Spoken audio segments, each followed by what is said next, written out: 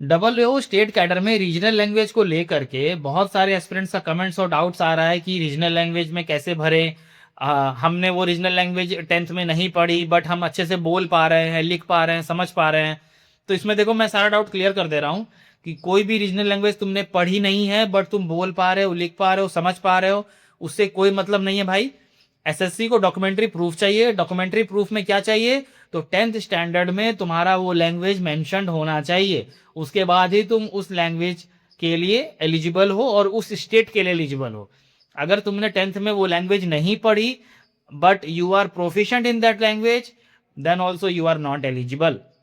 ठीक है, ये ग्लिच है, मैं समझ रहा हूँ, गलत बात है ये। उनको प्रोफिशिएंसी टेस्ट लेनी चाहिए अलग से लैंग्वेज की, बट जो है सो है। अभी फिलहाल नोटिफिकेशन में यही है कि तुम कोई भी लैंग्वेज कितना भी जानते हो उससे मतलब नहीं है। 10th में वो लैंग्वेज अगर मेंशन्ड है तो तुम एलिजिबल हो उस स्टेट के लिए जिस स्टेट में वो लैंग्वेज यूज की जाती है, बोली जाती है। जैसे अगर तुम बंगाल के हो और तुमने बंगाली पढ़ी है 10th स्टैंडर्ड में, तो तुम बंगाल मेंशन करके तुम वेस्ट बंगाल के लिए एलिजिबल रहोगे।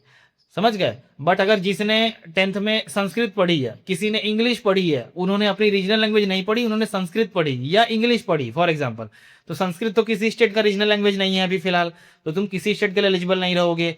किसी ने इंग्लिश पढ़ी है तो इंग्लिश एक इक्का दुक्का नॉर्थ ईस्ट स्टेट्स में एलिजिबल है, तो अगर जाना चाहते हो तो भर सकते हो, अदरवाइज छोड़ सकते हो, अदर पोस्ट पे टारगेट कर सकते हो। तो जो है यही है अभी फिलहाल नोटिफिकेशन में ऐसा ही है कि 10th स्टैंडर्ड में रीजनल लैंग्वेज अगर पढ़े हो, वो रीजनल लैंग्वेज तुम्हारा मेंशन्ड है, तो स्टेट कैटर फिल करते समय फिल कर दो, तुम उस पर्टिकुलर स्टेट के लिए एलिजिबल रहोगे।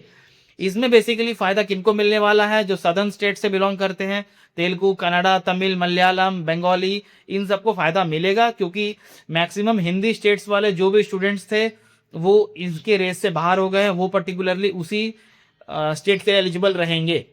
ठीक है, चलो और कोई भी डाउट हो तो कमेंट करो, मैं रिप्लाई जरूर दूंगा। ठीक है, चलो चैनल को सब्सक्राइब करके जाना। बाय।